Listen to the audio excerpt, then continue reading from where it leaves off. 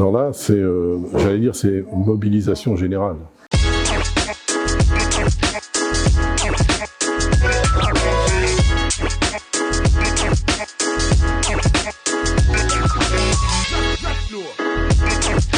C'est la deuxième fois qu'on se réunit. Donc il y a eu un acte fondateur il y a 1 an, dans les mêmes locaux, où on lançait donc cette démarche au niveau de la CRES. Donc là, c'est la 2e édition. Ce sont les associations, bien évidemment, mais c'est aussi les collectivités.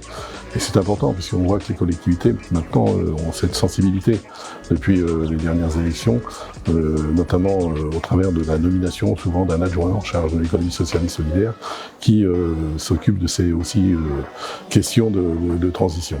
La question de la transition, aujourd'hui, concerne l'ensemble de la sphère de notre société, à la fois les acteurs publics, les acteurs économiques, mais également nous, simples citoyens.